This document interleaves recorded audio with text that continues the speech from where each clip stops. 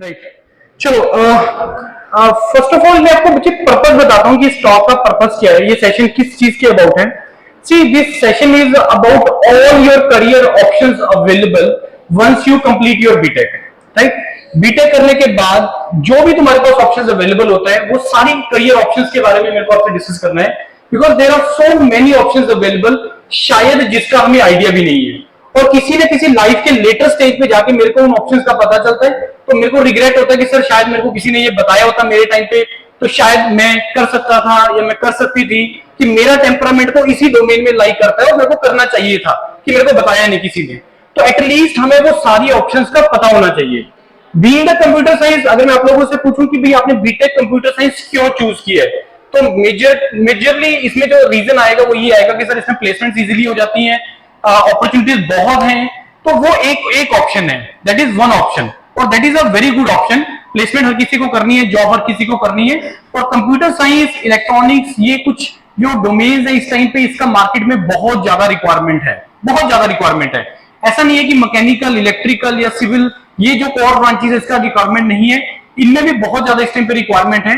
Specially अगर हम public sector की बात करें तो पब्लिक सेक्टर पे इस टाइम पे जो सबसे ज्यादा रिक्रूटमेंट है वो कोर ब्रांचेस का ही होता है, चाहे वो मैकेनिकल है, चाहे वो इलेक्ट्रिकल है, चाहे वो आपका सिविल ब्रांच है। राइट, लेकिन अगर हम प्राइवेट सेक्टर की बात करें तो प्राइवेट में जो ऑप्शंस निकल के आता है ज्यादा, वो आता है आपका कंप्यूटर साइंस के स्टूडेंट्स के लिए या इलेक्ट्रॉनिक्स के स्टूडेंट्स के लिए।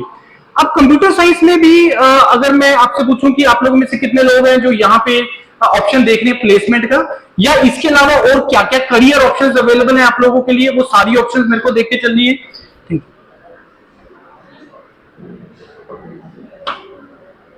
तो वो क्या क्या ऑप्शन है उसके बारे में मेरे को डिस्कस करना है। और मेरा ये जो प्रेजेंटेशन है ये काफी हद तक ओरिएंटेड करेगा ये गेट एग्जाम से नजदीक, क्योंकि इन जनरली मैं आपको बहुत बड़ा एक फैक्ट बता रहा हूं, शुरू में बता रहा हूं कि गेट एक्चुअल में जो एग्जाम है, this was actually started for your higher studies only. आपको भी यह है कि जो गेट का एग्जाम है वो एक्चुअल में हायर स्टडीज के लिए ही स्टार्ट हुआ था। ये तो अब पिछले 8-10 साल से, 15 साल से इसमें जॉब का ऑप्शन भी निकलने लग गया है, इसमें और भी मल्टीपल ऑप्शंस ओपन हो गई हैं, और मेरे को वो सारी ऑप्शंस आप लोगों को बतानी है कि जो through this a single exam that is a GATE exam के थ्रू है, और वो सारी ऑप्शंस जो करियर से रिलेटेड है कि बीटेक जब आप ग्रेजुएट कर रहे हैं, I think you should focus on me. अगर आप मेरे पे फोकस करोगे that will be good for you. Can I इसको बंद कर दें? Can I do this? इसको बंद कर दें, बिकॉज ये देखो ऐसे डिस्कशन रोज रोज नहीं होते। आपको फोकस करना है, तो ध्यान से सुनना इस प्रेजेंटेशन में, और इस चीज का गारंटी मैं ले रहा हूं कि आपको बहुत ज्यादा लर्निंग होगा इस सेशन के एंड में। राइट, लेकिन सुनना ध्यान से, बस आराम से। उसके बाद जो मैं ऑप्शंस की बात कर रहा हूं, कि जितना करियर ऑप्शंस की मैं बात कर रहा हूं, वो क्या क्या ऑप्शंस हैं, वो ऑप्शंस क्या क्या हैं। अब मैं अगर आपसे पूछूं कि आप मेरे को ब्रॉडर वे में बताओ कि जब आप बीटेक ग्रेजुएट कर लेंगे तो उसके बाद क्या क्या ऑप्शंस हैं। पहला ऑप्शन है आप लोगों के पास जॉब का, प्लेसमेंट का option in the form of placement या जॉब का। अगर हम बात करें पब्लिक सेक्टर भी एक ऑप्शन आता है। पब्लिक सेक्टर के बारे में सुना आप लोगों ने? पीएसयू जिसको बोलते हैं, सुना पब्लिक सेक्टर के बारे में?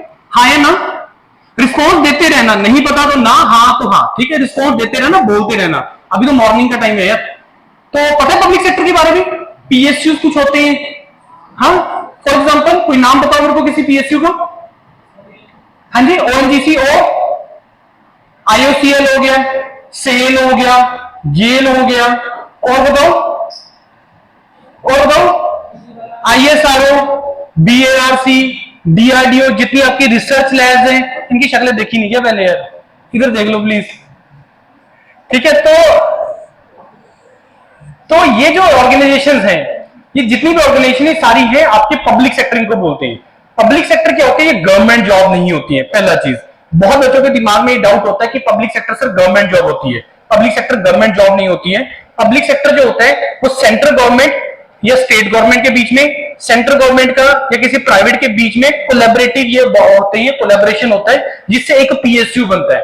फॉर एग्जाम्पल, जितने भी मेट्रो के प्रोजेक्ट्स हैं, किसी भी स्टेट में जो मेट्रो का प्रोजेक्ट चलता है, वो सेंट्रल गवर्नमेंट और उस स्टेट का एक गवर्नमेंट का एक मिलकर प्रोग्राम होता है, और वो एक पीएसयू बन जाता है। जैसे DMRC, Delhi metro rail corporation की हम पर्टिकुलरली बात करें। राइट, अब उसके बाद ऐसी बहुत सारी पीएसयूज हैं।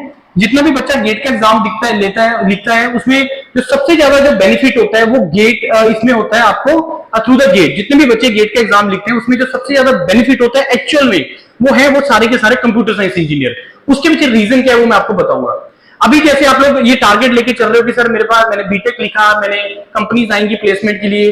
अब थिंक अबाउट कि वो सेम कंपनी, मान लो उसको यहाँ पे इन्फोसिस आ रही है, इन्फोसिस आपकी कंपनी आपके कॉलेज के लिए जो पैकेज लेके आ रही है for example 5-6 lakh, for example मैं एवरेज लेके चल रहा हूँ, वही इन्फोसिस कंपनी पैकर के अंदर जा रही है, थापर के अंदर जा रही है, वही दे रही है फॉर एग्जांपल 10-12 लाख का पैकेज। वही कंपनी जब जा रही है एनआईटी के अंदर आपके सेम ग्रेजुएट स्टूडेंट को रिक्रूट करने के लिए, वही देगी वहां पे जाके 18-20 लाख का पैकेज।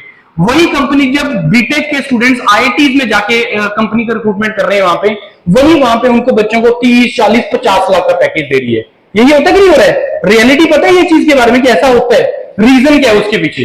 क्या रीजन है उसके पीछे? क्या लगता है आप लोगों को? हाँ, क्या लगता है उसके पीछे? सबसे पहली चीज ब्रांड वैल्यू सबसे इंपॉर्टेंट है। ब्रांड वैल्यू कि जी आपके नाम के पीछे क्या ब्रांड जुड़े हुए हैं या आपके रिज्यूमे पे क्या क्या ब्रांड जुड़े हुए हैं। क्योंकि जो आईआईटी का स्टूडेंट है वो सिर्फ उस चीज तक लिमिटेड नहीं है, या जो एनआईटी का स्टूडेंट है वो सिर्फ अपनी स्टडीज तक लिमिटेड नहीं है, वो अपनी बीटेक के दौरान बहुत सारी ऐसी चीजें करता है जिससे उसका नॉलेज बहुत ज्यादा बढ़ता है, उसको एक्सपोजर बहुत ज्यादा मिलता है। शायद वो हमारे मतलब एक रीजन तक, ये यहां तक वो चीजें बहुत लिमिटेड है। हम लोग बहुत लिमिटेड चीजों तक सोचते हैं कि ठीक है जितना कॉलेज है, कॉलेज आ रहे हैं, कॉलेज में आते हमने ठीक है अपने प्रोजेक्ट फाइलें करनी है, हमने प्रोजेक्ट करने हैं, हमने पेपर होते हैं, इतना है। एमएसटीज आ गए, फिर फाइनल एग्जाम आ गए, फिर बीच में महीने 1.5 महीने का ब्रेक आएगा, चलो साथ में कोई प्रोफेसर है, कोई टीचर है जिन्होंने गाइड कर दिया कि चलो इस प्रोजेक्ट पे काम करते हैं, कुछ ऐसा बनाते हैं। मतलब ये बहुत लिमिटेड रखा हुआ है हमने जोन। इस जोन को अगर आप लाइफ में यार बहुत अच्छा करना चाहते हो, पैसा कमाना चाहते हो, तगड़ा पैसा कमाना चाहते हो, तो आपको अपनी ब्रांड वैल्यू बढ़ानी पड़ेगी। बिना ब्रांड वैल्यू को आपको पैसा कोई नहीं देने वाला। ठीक है, अगर हम खुश हैं 10, 15, 20, 25 हजार, 30, 40 हजार तक की नौकरी के लिए खुश हैं, फिर तो कोई इश्यू वाली बात नहीं है। लेकिन अगर आप चाहते हो कम से कम मेरा पैकेज 20 लाख का, 25 लाख का, 40 लाख तक वाली रेंज में जाना है, तो यार हमें थोड़ा सा उस रैट रेस से, उस झुंड से बाहर आना पड़ेगा। और उस झुंड से बाहर आने का सिर्फ एक ही तरीका है कि जब तक तुम अपने आप को एक्सप्लोर नहीं करोगे, अपनी ब्रांड वैल्यू नहीं बढ़ाओगे, जब तक तुम लर्निंग नहीं एक्वायर करोगे, किसी चीज का स्पेशलाइजेशन नहीं लेके आओगे, तुम्हारा ब्रांड वैल्यू नहीं पड़ेगा। तुम्हारा ब्रांड वैल्यू नहीं पड़ेगा। गेम सिर्फ एक ही चीज की है, वो है ब्रांड वैल्यू की। आईआईटीज में +2 लेवल पे बहुत मेहनत करते हैं। मे भी शायद आप लोगों में सिर्फ कुछ बच्चे ऐसे होंगे जिन्होंने मेहनत किया होगा कि सर मेरे को आईआईटी में जाएं या एनआईटी में जाएं या एक और लेवल ऑफ कॉलेजेस में जाएं, ब्रिट्स में जाएं, टेक हो गया, थापर हो गया, ऐसे बहुत कॉलेजेस हैं। आप लोगों ने जरूर मेहनत किया होगा। लेकिन चलो ठीक है, वो एक स्टेज था, वो निकल गया। अब आप सेकंड नेक्स्ट स्टेज पे आ गए।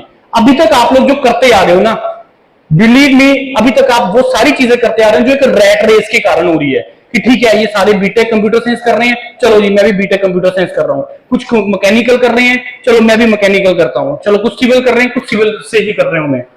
तो लेकिन अगर आप लोगों ने शायद अभी तक अपना कभी टेम्परामेंट नहीं सोचा है कि यार मेरा टेम्परामेंट किस डोमेन में लाई कर रहा है। ठीक है, बीटेक कंप्यूटर साइंस तो अब मैंने कर ही लिया है, या बीटेक मेरा मैकेनिकल तो आई है, ये तो मेरी अब आइडेंटिटी बन गया है, ये तो हमेशा अब मेरे साथ रहेगा ही रहेगा लाइफ लॉन्ग, कि मेरा बीटेक कंप्यूटर साइंस में है, सुखमनी कॉलेज से है, श्री सुखमनी कॉलेज से है, ये अब आइडेंटिटी आपके साथ हमेशा लाइफ लॉन्ग रहेगा ही रहेगा।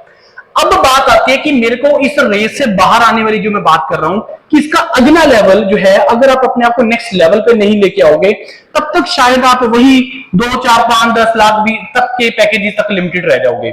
अगर इससे बियॉन्ड जाना है तो आपको अगेन मैं वही चीज बोल रहा हूं कि आपको अपना स्पेशलाइजेशन, आपको अपना ब्रांडिंग है, वो आपको अपने रिज्यूमे पे लेके आना पड़ेगा, अदरवाइज नहीं आपको कोई रिकॉग्नाइज करेगा। आपने लिख लिया, आपका रिज्यूमे एक टेक के स्टूडेंट कर लीजिए, आपने भी लिख दिया कि मेरे को जावा आता है, मेरे को ये लैंग्वेज आती है, मेरे को ये आता है। सेम टाइप ऑफ एक प्रोफाइल एक स्टूडेंट, टेक के स्टूडेंट ने भी लिख लिया, ये मेरे को ये भी आता है, मेरे को ये भी आता है। अब आप ये समझ सकते हैं कि मैं क्या ब्रांडिंग की, क्या नाम की बात कर रहा हूं, किसको वो वैल्यू ज्यादा देगा। बड़ा सिंपल सा रीजन है वो किसको वैल्यू ज्यादा देगा। अब वो तो चलो बीटेक वाला टाइम निकल गया। अब नेक्स्ट स्टेज आते हैं कि सर अब ऐसा तो नहीं है कि मैं पूरी लाइफ इसी चक्कर में पड़ा रहूंगा कि मेरे पास सिर्फ यही अपॉर्चुनिटीज रहेगी, क्या और मैं अब उस लेवल पे आ ही नहीं सकता? क्या मैं टेक वाले बच्चों को compete नहीं कर सकता? क्या मैं उस लेवल पे जा नहीं सकता कि जो टेक वाला स्टूडेंट सोच रहे हैं या जो एनआईटी वाला स्टूडेंट सोच रहे हैं, तो क्या मैं उस लेवल पे जा नहीं सकता? यस बिल्कुल जा सकते हो, यस बिल्कुल जा सकते हो। आपको बस अपने उस झुंड से बाहर आना पड़ेगा। जब तक आप उस जून से, उस रैट रेस से बाहर नहीं, अलग से नहीं चलोगे, अपना एक आइडेंटिटी नहीं क्रिएट करके चलोगे, तब तक आप उसी चक्कर में फंसे रहोगे। बिलीव मी, यही ट्रुथ है, रियलिटी है।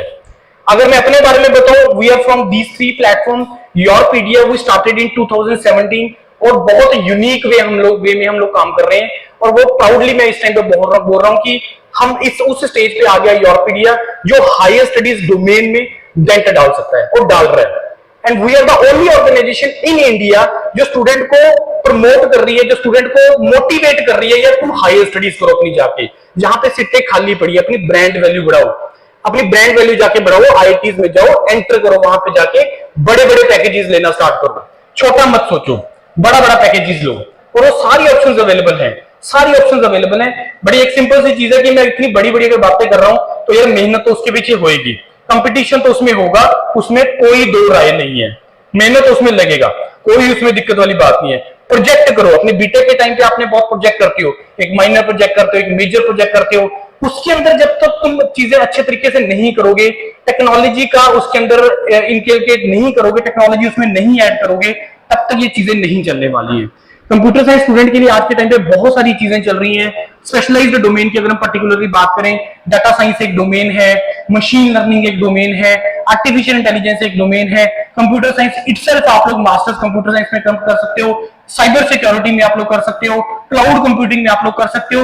ये क्या चीज है? ये बच्चे स्पेशलाइजेशन हैं, ये स्पेशलाइज्ड डोमेन्स हैं आप लोगों के लिए। जब आप बीटेक के बाद for example masters program choose करते हैं, इफ कंडीशन उसके अंदर ये होती है, कंडीशन ये होती है कि भाई हम लोग वो कर कहां से रहे हैं। अगेन मैं फिर से भी बात बोल रहा हूं, जो ब्रांड वैल्यू की हम लोग बात कर रहे हैं, ब्रांडिंग की जब तक हम बात कर रहे हैं, अपने रिज्यूमे के ऊपर जब तक आप नहीं लेके आओगे कि I have done this internship from this place, मैंने इस प्रोफेसर के अंडर प्रोजेक्ट किया है, जब तक आप वो लोग बात अपने रिज्यूमे के ऊपर नहीं लेके आओगे, बिलीव मी फ्रेंड्स, आपका वो डेंट नहीं डलने वाला है।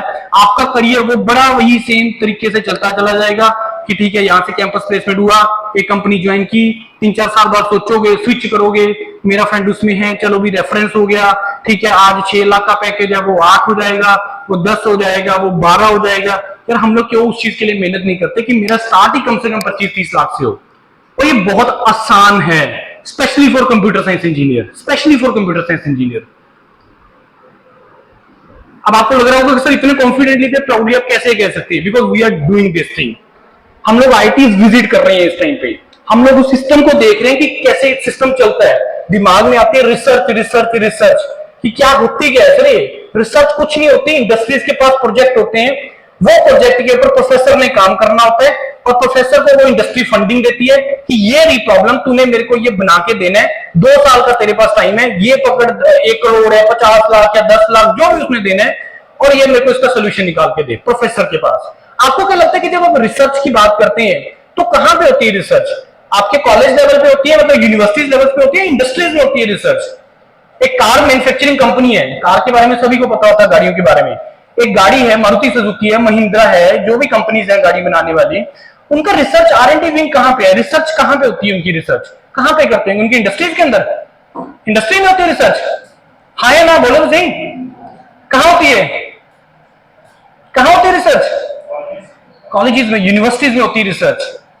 स्पेशलाइज्ड पर्सन किसी भी डोमेन का, मेरे को ये बताओ, आर्टिफिशियल इंटेलिजेंस की स्पेशलाइज्ड का पर्सन अगर मेरे को चाहिए, मेरे को वो इंडस्ट्री में मिलेगा या मेरे को कॉलेज के अंदर मिलेगा? बताओ मेरे को। कॉलेज के अंदर मिलेगा। तो यही चीज, इसी तरीके से सिस्टम चल रहा है कि कॉलेजेस के अंदर प्रोफेसर हैं जिन्होंने बहुत वास्ट एक्सपीरियंस है, पता नहीं कितने प्रोजेक्ट्स उन्होंने हैंडल किए हुए हैं। इंडस्ट्री में तो एक चीज को पकड़ के बैठे और उसी के ऊपर मान लो, तो ये नहीं कि वहां पे R&D विंग नहीं होता, वहां पे भी R&D विंग होता है। और ये वो डोमेन है, रिसर्च कुछ नहीं होती, रिसर्च में कुछ पढ़ना नहीं होता यार, तुम्हें काम करना होता है प्रोजेक्ट पे, और ये एक तरीके की जॉब ही होती है, ये एक तरीके की जॉब ही होती है। इस चीज को दिमाग में लेके चलो कि मेरे को हायर स्टडीज डोमेन में वाली डोमेन में जाना है। रीजन उसके पीछे 3 है, बड़े सिंपल से, कि मेरे को हायर स्टडीज डोमेन में क्यों जाना है। पहला उसके पीछे सबसे बड़ा रीजन है ब्रांडिंग, कि जब तक आप लोगों का कोई ब्रांडिंग नहीं जुड़ेगा ना आपके रिज्यूमे के ऊपर, तब तक वैल्यू नहीं पड़ेगा। पहला रीजन हायर स्टडीज करने का है, दैट इज अ ब्रांडिंग। दूसरा हायर स्टडीज करने का रीजन होगा एक्सपोजर। यहां पे किस स्टेट से बच्चा है? पंजाब से भी है, हरियाणा से भी है, हिमाचल से भी है। यहां पे हिमाचल से है कोई यहां पे? Anyone from Himachal? अच्छा, उसके बाद यूपी से भी होंगे, बिहार से भी है, जम्मू कश्मीर से हैं, जम्मू कश्मीर, पंजाब से भी है, ये 5-6 स्टेट्स के आप लोग बच्चे हैं, है ना।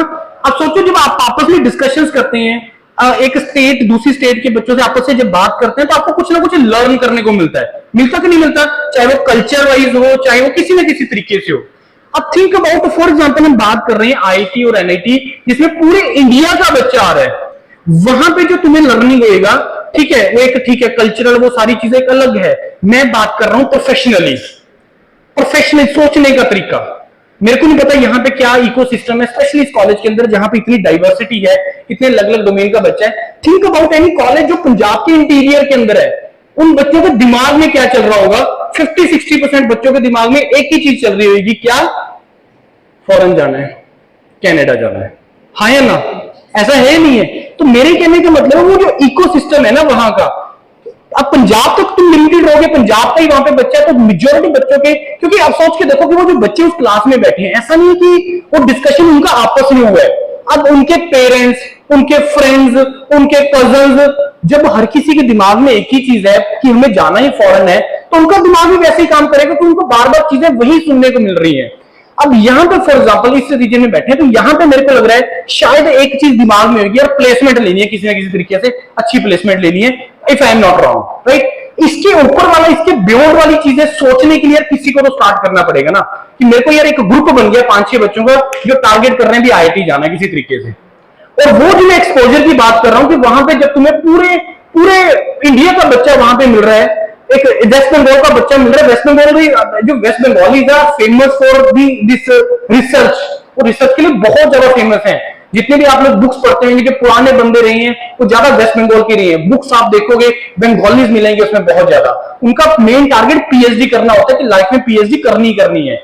उनके पेरेंट्स का ये रहता है। हमें पेरेंट्स के फोन आते हैं, सर बच्चे का मेरे का ये एक उसको जॉब भी मिल रहा है, सर इसको एक डायरेक्ट पीएचडी का भी ऑप्शन है, मैं इसको बोल रहा हूं तो डायरेक्ट पीएचडी कर ले, ये बोल रहा है जॉब में जाना है। ये चीज होती है। यहां पे पता नहीं हमें किस चीज की जल्दी है जॉब करने का। एट दी एज ऑफ 21-22 मेरे को लगता है कि इतना ज्यादा रिक्वायरमेंट है इमीडिएट जॉब करने का। आप लोग अभी भी 2-4-5 साल और दे सकते हैं अपनी ब्रांड वैल्यू इंक्रीज करने के लिए, अपने आप को स्पेशलाइज्ड डोमेन में लाने के लिए। जब तक आप लोगों का स्पेशलाइजेशन नहीं होता, ये तीसरा रीजन है हायर स्टडीज करने का। पहला आ गया आपका ब्रांड वैल्यू, दूसरा आ गया एक्सपोजर जो मैं अभी बात कर रहा हूं मैं, तीसरा आ गया आपका स्पेशलाइजेशन। अब थिंक अबाउट कि आप इंडस्ट्री है, योरपीडिया है, इतना बड़ा सब्सक्राइबर बेस है, मेरे पास कम से कम 1.5-2 लाख बच्चों का डाटा है इस टाइम पे, लेकिन मेरे को ये नहीं पता उस डाटा का यूज कैसे करना है। Here comes the roles of data science, machine learning and AI. यहां पे रोल आएगा कि नहीं आएगा कि मैं अगर सपोज एक स्पेशलाइज्ड पर्सन डाटा साइंस का बिठा लूं, एक मशीन लर्निंग का बिठा लूं, एक आर्टिफिशियल इंटेलिजेंस का एक स्पेशलाइज्ड पर्सन बना लूं तीनों को, और मैं उनको समझाऊं कि यार मेरे पास 2 लाख बच्चों का डाटा है पूरे इंडिया के, जिसमें हर स्टेट के बच्चे हैं, हर किसी का कॉन्टैक्ट नंबर है, हर किसी का ईमेल आईडी है, किस डोमेन में उसने बीटेक किया है वो भी है, कहां का रहने वाला है वो है, यही तो डाटा है, ये डाटा ही तो है ना। अब इसका इस डाटा को एनालिसिस कौन करेगा? वो डाटा साइंस का स्पेशलाइज्ड पर्सन यूज करेगा। वो एनालिसिस करके कुछ ना कुछ कंक्लूजन देगा आपको। उस कंक्लूजन के लिए मशीन लर्निंग का जो स्पेशलाइज्ड वर्जन है वो उसमें लगाएगा, इफेक्ट्स वगैरह लगाएगा, वो ज्यादा आप लोगों को पता होगा कि इसमें कुछ ना कुछ टूल्स वगैरह लगाएगा, जिससे वो एक प्रोडक्ट की फॉर्म में लेके आएगा कि यस हम लोग ये मॉड्यूल कवर करते हैं, हम लोग इंटरव्यू के लिए तैयारी करवाते हैं बच्चों की, हम लोग जीडीजीटी के लिए तैयारी करवाते हैं, हम लोग फॉरेन भी भेजते हैं, हम लोग पोस्ट ग्रेड काउंसलिंग की करवाते हैं। तो वो एक मेरे को प्रोडक्ट बना के देगा एआई यूज करके कि ये रहा डाटा 2 लाख बच्चों का, ये रहा एआई, ऐसे प्रोसेस से निकला, सर ये करना स्टार्ट करो, आपको रिजल्ट मिलना स्टार्ट हो जाएंगे। समझ रहे मेरी बात? ऐसे सिस्टम चलता है, ऐसे नीड होती है, ऐसे नीड क्रिएट होती है। आज का टाइम क्या आ गया? आज के टाइम पे डाटा का कोई कमी नहीं है। आज से 7-8 साल पीछे चले जाओ, किस चीज के ऊपर काम चल रहा था? डाटा कलेक्ट करने के ऊपर काम चल रहा था, डाटा कलेक्ट करने के ऊपर काम चल रहा था, लेकिन अभी नहीं है। आज का जो टाइम आ गया है, उस डाटा का यूज करके प्रोडक्ट बनाने वाली चीजें आ गई हैं, चैट जीपीटी वगैरह ये सारी चीजें आ गई हैं। चैट जीपीटी क्या है? डाटा साइंस है? नहीं। मशीन लर्निंग नहीं, एआई है, तीसरा स्टेज है। इतना तो मेरे को लग रहा है मेरे से ज्यादा आप लोगों को पता होगा, I am from the mechanical background, आप लोगों को ज्यादा होगा कि data science, machine learning, AI कैसे काम करती है। ऐसी काम करती है कि नहीं करती है? हाँ या ना? यही चीज मैं आप लोगों को बोल रहा हूं। मैं पैसा कमाना चाहते हो, जबरदस्त पैसा कमाना चाहते हो, दिमाग में ले आओ, बिठा लो दिमाग में कि सर मेरे को जाना है IIT, NIT, higher studies domain में जाना है। यस जिसके हैं, मेरे को पता है कि कुछ लोग होंगे 10-15% ऐसे बच्चे होते हैं जिनको होता है कि सर मेरे को नीड है, जेन्युइनली नीड है पैसे का, उसके लिए वो स्कॉलरशिप भी दे रहा है। स्टिल अगर नीड है इसका पैसे का, घर पे सर देना है, प्रॉब्लम्स है, स्टिल आप लोग उस केस में जॉब के लिए जा सकते हैं। Otherwise my genuine request to all of you, सीटें खाली रह रही हैं बच्चे आईआईटी सिस्टम के अंदर। अरे एक चीज में और आपको मैं कितना प्राउडली मैं बोल रहा हूं कि जितना भी स्टूडेंट्स आईआईटी के अंदर हायर स्टडीज के लिए जाता है, जितना भी स्टूडेंट हायर स्टडीज के लिए जाता है, मास्टर्स हो या पीएचडी के लिए, मोर देन 90% स्टूडेंट वो योरपीडिया से ही चैनलाइज होके जाता है, डायरेक्टली और इनडायरेक्टली। क्योंकि स्टूडेंट ये बोल रहा है कि सर मेरा 500 गेट स्कोर है, मेरा इतना सीजीपीए है, ये मेरा कैटेगरी है, सर मैं कहां कहां पे अप्लाई करूं, कहां पे मेरे को कॉल आने के चांस है, योरपीडिया बताएगा। फाइनल सिलेक्शन हो गया सर, मेरा ये 3 जगह सिलेक्शन हो गया सर, एक एनआईटी सूरतकल में डाटा साइंस में सिलेक्शन हो गया सर, एक आईटी रोपड़ में फॉर एग्जांपल साइबर सिक्योरिटी में हो गया सर, एक मेरा बिट्स पिलानी में हो गया सर, मैं ज्वाइन कहां पे करूं, मेरे को कम से कम 30-35 लाख का पैकेज चाहिए, ऐसे बोलता है स्टूडेंट हमें, सर इससे कम नहीं चाहिए, ऐसे बोलता है कि सर ये 3 सिलेक्शन है मेरी, बताओ मैं कहां पे ज्वाइन करूं। आपको अपने आप को उस लेवल तक लेके आना है, बड़ा सोचना है। एक लाइन है, मैं कोट बोल रहा हूं, मेरे को बताना वो किसका है। स्मॉल थिंकिंग इज अ सिन, किसने बोला ये? स्मॉल थिंकिंग इज अ सिन, किसने बोला ये? यार इतने महान साइंटिस्ट हैं हमारे, हाँ, डॉक्टर एपीजे अब्दुल कलाम। अब सोचो उन्होंने कितनी ब्यूटीफुली ये बोला है। उन्होंने सिन वर्ड, सिन का मतलब क्या होता है? पाप, है ना। पाप वर्ड उसने इंडियंस के लिए पता है क्यों यूज किया है? उन्होंने इसलिए यूज किया क्योंकि हम लोग बहुत रिलीजियस होते हैं ना। हम लोग पाप वर्ड कब यूज करते हैं? जब हम रिलीजन की बात करते हैं। किसी ने किसी के थप्पड़ मार दिया, वो ये थोड़ा बोला तूने पाप किया, बोलते हैं ऐसा। लेकिन जब हम रिलीजन से रिलेटेड बात करते हैं ना, तब उसमें कुछ गलत काम हो रहा है तो हम बोलते हैं तेरे को पाप लगेगा, ऐसे बोलते हैं ना। तो मतलब उन्होंने इतना अच्छी चीज बोली है, इतना जबरदस्त वर्ड उन्होंने यूज किया है कि अगर तुम छोटा सोच रहे हो, तुम पाप कर रहे हो। थिंक बिग, बड़ा सोचो। जो ऑप्शन तुम्हारे पास यहां के थ्रू निकले वो तो रहेगी यार, वो कहीं नहीं जाने वाली। प्लेसमेंट का ऑप्शन या जो भी अपना ऑप्शन लेके चल रहे हो, कोई नहीं जाने वाला। अगेन मैं फिर से भी बोलूंगा, एग्जांपल तो सेट करनी पड़ेगी यार। इस कॉलेज के बाहर फोटो किसकी लगेगी सबसे पहले? कि जिसने बीटेक यहां पे किया, हमारा एलुमनी था, पहले फोटो लगेगी जिसका आईटी में सिलेक्शन हो गया। आपके कॉलेज 100% बड़ा करके लगाएगी, इस बच्चा यहां से पढ़ा और आईटी चला गया। क्योंकि यहां पे जो टीचिंग होगी उसके बेस पे आप गेट का एग्जाम निकालोगे, उसके बेस पे तुम आईटी जा पाओगे। और जब तुम आईटी जाओगे, जब वहां पे जाके तुम्हारा 30-35-40 लाख का पैकेज लगेगा, बहुत प्राउडली तुम्हारा कॉलेज फोटो बाहर लगाएगा। लगाएगा कि नहीं लगाएगा? 101% लगाएगा। तो यार किसी को तो रैट रेस स्टार्ट करनी है ना, किसी को तो बेंचमार्क लगानी है, किसी को तो इनिशिएट करना है प्रोसेस को। तो आप लोग क्यों नहीं करते हो ये चीज? करना स्टार्ट करो। कोई डिफिकल्ट एग्जाम नहीं है गेट एग्जाम। ये मैं चीजें जितना भी बोल रहा हूं ना, ये सारी की सारी किसी ना किसी तरीके से लिंक्ड है थ्रू दिस गेट एग्जाम। मैं गेट एग्जाम वर्ड क्यों कम यूज कर रहा हूं? क्योंकि लोग पता नहीं क्यों इससे बहुत हेजिटेट करते हैं, specially computer science engineer, specially computer science engineer पता नहीं क्यों हेजिटेट करते हैं। शायद इमीडिएट ऑप्शन है आप लोगों के पास, शायद इसलिए। मैकेनिकल, सिविल, इलेक्ट्रिकल, इलेक्ट्रॉनिक्स, उनके लिए शायद ऑप्शन जाके आईआईटी में जब स्पेशलाइज हो जाते हैं तो है। लेकिन अगेन मैं एक लाइन फिर से रिपीट कर रहा हूं कि सबसे ज्यादा जो बेनिफिट है हायर स्टडीज करने का, वो तुम लोगों को है। क्योंकि पैकेजेस तो तुम्हारी डोमेन में मिल रहे हैं, मैकेनिकल वाले को थोड़ा ना मिल रहा है इतना पैकेज। आजकल तो मैकेनिकल, सिविल, ईसी, इलेक्ट्रिकल, हर डोमेन का बच्चा data science, AI, machine learning domain में जाना चाह रहा है। क्या है उसके पीछे रीजन? क्या लगता है क्या रीजन है उसके पीछे? वही रीजन है जिस कारण से तुम बीटेक कंप्यूटर साइंस करना चाहते हो। ह्यूज पैकेजेस, ह्यूज पैकेजेस, और वो है इस डोमेन में। That is the reason why. Final year में कौन कौन है इस बार? फाइनल ईयर कौन से है? कोई यहाँ पे final year, pre final year, pre final year है? आप इस बार कौन कंडक्ट करवा रहे हैं गेट? गेट कौन कंडक्ट करवा रहा है? चलो मेरे को पता होगा, भरा तो किसी ने नहीं होगा। गेट कंडक्ट कौन करवा रहा है? IISc Bangalore, and they have started the new gate paper this year. पता है किसी को इसके बारे में? कौन सा गेट पेपर स्टार्ट हुआ है? नहीं पता? डाटा साइंस और एआई का नया स्टार्ट हुआ है पेपर। आप सोच के देखो कि अगर देखो IITs are the brand of India, है कि नहीं है? हाँ या नहीं? तो अब इट मींस कि अगर वो कोई चीज इनिशिएट कर रहे हैं, that is the need of the country, तो है ये वर्ल्ड की है। क्योंकि जो इंडियन इंजीनियर्स हैं वो पूरे वर्ल्ड में छाए हुए हैं। कोई ऐसी बड़ी ऑर्गेनाइजेशन बता दो जहां पे इंडियन इंजीनियर ना हो। और इंजीनियर ही एक ऐसा प्रोफेशन है, this is the best profession जो किसी कंट्री की कायाकल्प बदल सकता है।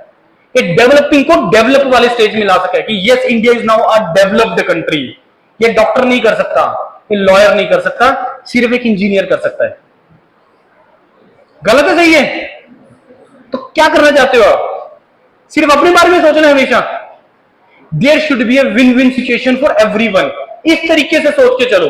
आप लोग रिसर्च करते हैं, आप लोग कर रहे हो, मास्टर्स कर रहे हो, पीएचडी कर रहे हो, वहां पे एक इंडस्ट्री की प्रॉब्लम सॉल्व कर रहे हो कि नहीं कर रहे हो?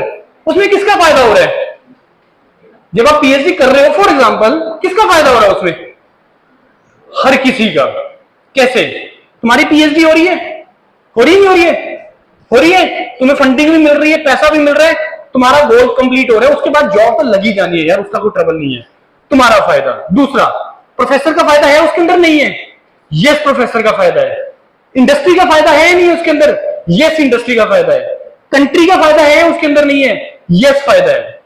अब आजकल हमें पता है कि अगर गाड़ियों का शौक हर किसी को होता है, मैंने पहले भी बोला है, गाड़ियों का ना वेटिंग चल रहा है आजकल बहुत ज्यादा। क्यों चल रहा है वेटिंग? रीजन क्या है उसके पीछे? क्या रीजन है? चिप। चिप नहीं मिल रही है, यही बोलते हैं ना, आप न्यूज के अंदर सुनते हो कि चिप नहीं मिल रही, चिप नहीं मिल रही है। और ये पूरी पूरी दुनिया की प्रॉब्लम हुई है इस टाइम पे। Chip manufacturing, specially electronics engineer के लिए, इलेक्ट्रिकल वो है उसके लिए, तो वो कर सकते हैं क्रिएट। समझ रहे मेरी बात नहीं? तो वो अब सोच के देखो कि अब ये कंट्री ने, स्पेशली इंडिया ने, इसको एक अपॉर्चुनिटी लिया है कि यार हम इस वर्ल्ड के लार्जेस्ट मैन्युफैक्चरर बनते हैं चिप मैन्युफैक्चरिंग के लिए। बन सकते हैं नहीं बन सकते? बिल्कुल बन सकते हैं। और सोचो जब कंट्री एक लार्जर मैन्युफैक्चरर बनेगा तो एक्सपोर्ट करेगा कि नहीं करेगा? एक्सपोर्ट बढ़ेगा, सीधा फर्क जीडीपी के ऊपर है तुम्हारा। जीडीपी तो समझते हो ना, इंपोर्ट एक्सपोर्ट इतना तो समझते हो, छोटी छोटी सी चीजें, ये ऐसे चीजें काम करती है। तो हमें कुछ इस तरीके से सोचना चाहिए बच्चे कि जिसमें हर किसी का फायदा हो। और मैं एक चीज और क्लियरली बता रहा हूं, तुम्हारे लिए, तुम्हें करियर के लिए सोचने की घबराने वाली बात ही नहीं है यार। अगर if you are capable, branding is with you, specialization is with you, knowledge is with you, कोई नहीं आपको कंपीट कर सकता। आप उस रेड रेस से बाहर आ जाओगे। लेकिन अभी तक हम लोग उस रेड रेस में चले हुए हैं। सबसे बड़ा ट्रबल यहां पे ये है या नहीं है? अच्छा, गेट के अप्लाई करने का लास्ट डेट क्या है? किसी ने अप्लाई किया गेट के लिए इस बार? किया नहीं किया? नहीं किया। चलो, लास्ट डेट तो नहीं पता होगा, चलो कोई बात नहीं, थोड़ी सी उसके बारे में भी बात कर लेते हैं। Can please do it forward. GATE exam क्या है मैंने तुम्हें अच्छे से बता दिया, नेक्स्ट करो। गेट एग्जाम का एग्जाम पैटर्न क्या होता है? क्या होता है GATE exam pattern? 65 questions are there, 100 marks का एग्जाम होता है, 1 मार्क क्वेश्चन होते हैं, 2 मार्क्स क्वेश्चन होते हैं, 3 टाइप ऑफ क्वेश्चंस उसके अंदर आते हैं, मल्टीपल चॉइस क्वेश्चंस आते हैं, मल्टीपल सिलेक्शन क्वेश्चन आते हैं जिसमें एक से ज्यादा आंसर सही होता है क्वेश्चन का, और न्यूमेरिकल आंसर टाइप आता है, filling the blank. 3 type of questions आते हैं कि नहीं आते हैं? पता था किसी को एग्जाम पैटर्न इसका? शायद नहीं। तो ये एग्जाम पैटर्न है, and believe me this exam is a very simple exam. पहले ये चीज दिमाग से निकाल दो कि गेट एक डिफिकल्ट एग्जाम है, नहीं। 100 नंबर में से 70 नंबर का आना है तुम्हारा कंप्यूटर साइंस का, 15 मार्क्स का आना है तुम्हारा इंजीनियरिंग मैथमेटिक्स जो तुम लोग पढ़ते हो, M1 M2 M3 पढ़ते हो, और 15 नंबर का तुम्हारा आना है क्वांटिटेटिव एप्टीट्यूड, रीजनिंग, इंग्लिश जो तुम 10वीं तक पढ़ के आए हो। और 100 में से 50 नंबर लाना कोई डिफिकल्ट टास्क नहीं है, if your fundamentals, if your concepts are clear. ये बहुत कंसेप्चुअल एग्जाम होता है, कंसेप्ट बेस्ड एग्जाम। ये रट्टा लगाने वाला एग्जाम नहीं है, ये याद रखने वाला एग्जाम नहीं है, ये समझने वाला एग्जाम है। ये समझने वाला एग्जाम है, and anybody can do that. और इसको करने का, तैयारी करने का सिर्फ एक ही तरीका है। अगर आपको 100 में से 40 नंबर लाने हैं ना, कम से कम इसके प्रीवियस ईयर क्वेश्चन, 20-25 साल के प्रीवियस ईयर क्वेश्चन 10 बार हाथ से लगा के चले जाओ, मैं तुम्हें गारंटी दे रहा हूं तुम्हारा गेट आराम से क्वालिफाई हो जाएगा। गेट के प्रीवियस ईयर पेपर को, 20-25 साल के गेट के प्रीवियस ईयर पेपर को 10 बार हाथ से लगा के चले जाओ, I am giving you the guarantee कि तुम्हारा वो क्लियर हो जाएगा आराम से। कोई डिफिकल्ट एग्जाम नहीं है, बहुत इजी एग्जाम है, राइट। नेक्स्ट करो। गेट के बारे में थोड़ा सा मैं आपको बताता हूं। गेट आप 3rd ईयर ऑनवर्ड लिख सकते हो, जो थर्ड ईयर में है उसके बाद से आप जब मर्जी लिख लो, कोई ये अपर एज लिमिट नहीं है इसके अंदर। 70% 30% मैंने बता दिया। गेट जब आप क्वालिफाई कर जाते हैं तो बहुत ऑप्शन है, मैं इसके बाद बताता हूं। उसके बाद गेट के अंदर कैलकुलेटर नहीं होता है, जो आप लोगों के हाथ में होगा ये कैलकुलेटर नहीं अलाउड होता है, वर्चुअल कैलकुलेटर होता है, उसके अंदर स्क्रीन के ऊपर ही उसका कैलकुलेटर आएगा। उसके बाद गेट का जो स्कोर है वो 3 साल तक वैलिड होता है। मैं इसको ऐसे बोल रहा हूं कि वो तो उसको वैलिडिटी है यूज करने का, लेकिन अगर आपका गेट क्वालिफाई है तुम लाइफ लॉन्ग अपनी रिज्यूमे के ऊपर वो चीज लिख सकते हो कि sir I have completed, I have qualified for gate in the year of 2023 और 24, पूरी लाइफ लिख सकते हो। अब इसका मतलब क्या है? इसका मतलब ये है कहीं पे आप जॉब के लिए जा रहे हो या कहीं पे भी कुछ ऐसा जा रहे हो, वहां पे 5 लोग आ रहे हैं, 4 विदाउट गेट, नॉलेज वगैरह सब कुछ वो सेम है, एक बच्चे ने लिखा हुआ मेरा गेट क्वालिफाई, वो आपको एक बेनिफिट देगा, एक बेनिफिट आपको देगा, क्योंकि गेट क्वालिफाई करना ये एक थोड़ा इस चीज का मान लो प्रूफ है, या एक हम बोल सकते हैं कि गेट अगर आपका क्वालिफाई हो गया तो वो ये दिखलाता है कि यार तुम्हारे बेसिक फंडामेंटल्स या तुम्हें अपने ब्रांच के बारे में नॉलेज है, ये इस चीज का प्रूफ है। अदरवाइज 70% नंबर ले आना, 80% नंबर लेना फ्रॉम माई साइड, मतलब मेरी तरफ से शायद वो प्रूफ नहीं है कि तुम्हारे फंडामेंटल्स या तुम्हारे कंसेप्ट क्लियर होंगे। लेकिन ये गेट एग्जाम इस चीज का प्रूफ है, कोई क्वेश्चन मार्क नहीं लगा सकता अगर आपके आगे 30 40 50 नंबर आ गए, और तुम पूरी जिंदगी लिख सकते हो उसको अपनी लाइफ, अपने रिज्यूमे के ऊपर। This is the beauty of this GATE exam. उसके बाद आप लोग 2 गेट के पेपर लिख सकते हैं, जैसे मैंने आपको बताया गेट कंप्यूटर साइंस में तो आप लोग लिख ही सकते हो। अच्छा, एक चीज मैं और आपको बता रहा हूं, मैं गेट जैसे मैंने आपको बताया कि नया स्टार्ट हुआ है data science machine learning AI का इस साल से, उसको किसी भी ब्रांच का बच्चा देख सकता है, कोई भी ब्रांच का बच्चा उसको देख सकता है, और ऑब्वियसली कंप्यूटर साइंस स्टूडेंट को थोड़ा सा उसमें बेनिफिट होगा। तो आप लोग एक गेट कंप्यूटर साइंस है और गेट डाटा साइंस और एआई से लिख सकते हो। एक चीज मैं और बताना चाहता हूं कि अब मैं बोल रहा हूं कि कोई भी ब्रांच का बच्चा लिख सकता है, तो इट मींस ये कंप्यूटर साइंस का डोमेन नहीं है, this is the actual the domain of the mathematics. Data science machine learning AI ये मैथमेटिक्स का डोमेन है, मैथमेटिक्स इसके अंदर सारी प्रोबेबिलिटी यूज होंगे, बाकी और फंडामेंटल नो डाउट कि इसके अंदर पाइथन वगैरह वो लैंग्वेजेस की उसका वो तो लैंग्वेजेस तो टूल है तुम्हारे, ठीक है ना, कि तुम्हें सॉफ्टवेयर को इसको कैसे कॉल करवाना है, कि इसको से काम कैसे करवाना है, वो तो टूल है, अलग अलग वो तो टूल है, सिंपल। गेटिंग माय पॉइंट और नोट, ये चीज होती है उसके लिए। Next please. गेट क्यों देना है? कि अगर आपको जॉब के लिए जाना है। अच्छा, एक चीज और कि जो भी पब्लिक सेक्टर टारगेट कर रहे हैं ना गेट के थ्रू, उसको आपको गेट, जैसे अब आपका बीटेक कंप्यूटर साइंस में है तो गेट कंप्यूटर साइंस में ही लिखना है, तभी आप एलिजिबल होंगे। मेरे को कुछ पीएसयू के नाम बता सकते हैं जो कंप्यूटर साइंस गेट के थ्रू लेते हैं, जो कंप्यूटर साइंस इंजीनियर को रिक्रूट करते हैं, बता सकते हो कुछ? हाँ जी, एक दो चार तो बता दो यार। नहीं बता? सोचे नहीं इसके बारे में कभी भी? कमाल करते हो। कौन सी पीएसयू हैं जो रिक्रूट करते हैं गेट कंप्यूटर साइंस के स्टूडेंट्स को? NIC, national informatics centre. और कौन सी है? और बताओ। ISRO, all India limited. और ये लिस्ट हर साल बढ़ता चला जा रहा है। कंप्यूटर साइंस इंजीनियर के एक दिमाग में है कि सर कंप्यूटर साइंस के लिए तो पीएसयू रिक्रूट ही नहीं करता, करने लग गए हैं अब, बहुत मास में रिक्रूटमेंट हो रहा है। कुछ एक दो पीएसयू और मेरे दिमाग में हिट नहीं कर रहा है, एक रेलवे का एक पीएसयू है जो करता है, मेरे दिमाग में नाम नहीं आ रहा उसका। तो बहुत पीएसयू का ये लिस्ट बढ़ता जा रहा है। ऑल्दो कि अभी वैकेंसीज थोड़ी कम है, जो स्मॉल पीएसयूज हैं, मिनी रत्नास हैं या नवरत्नास हैं।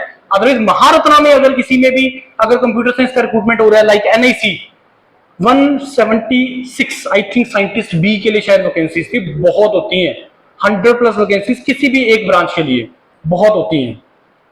ऑल्दो कि वो गेट के थ्रू नहीं है, वो अपना टेस्ट लेते हैं। पब्लिक सेक्टर में भी एंट्री करने के 2 तरीके होते हैं, एक तो गेट के थ्रू वो लेते हैं, दूसरा जो है कुछ पीएसयू अपना टेस्ट भी लेते हैं, लाइक आईएसआरओ अपना टेस्ट लेते हैं, राइट। नेक्स्ट इज, अगर आपको अब्रॉड जाना है हायर स्टडीज के लिए या इंडिया से करनी है, तब भी you are having the option of your this GATE exam. अगर आपको अपनी स्पेशलाइज्ड डोमेन में जाना है, एआई मशीन लर्निंग वगैरह डोमेन में, कंप्यूटर साइंस डोमेन में, एरोनॉटिकल डोमेन में जाना है, मेरे को सर इंटरेस्ट है इस एरोनॉटिकल के रिलेटेड इंटरेस्ट है। देखो कभी भी ऐसा नहीं होता है कि अगर एक कार मैन्युफैक्चरिंग कंपनी है मारुति सुजुकी तो उसमें कंप्यूटर साइंस इंजीनियर नहीं जा सकता, ऐसा बिल्कुल भी नहीं। अब तो टोटली हर चीज जो है वो इंटरडिसिप्लिनरी हो गई है, होगी नहीं होगी। अब तो कार वो मैकेनिकल का डिवाइस रहा ही नहीं, अब तो नहीं रहा ना, उसमें मैकेनिकल भी है, इलेक्ट्रिकल तो है ही है, मैकेनिकल इलेक्ट्रिकल तो पहले ही थे, इलेक्ट्रॉनिक्स भी ऐड हो गया, उसके अंदर प्रोसेसर हो गया, अब कंप्यूटर साइंस भी आ गया क्योंकि प्रोग्रामिंग हो रही है, कोडिंग हो रही है, जैसे काम कर रहा है वो सारा सिस्टम हो, अब तो हर ब्रांच का स्टूडेंट उसके अंदर आ गया है।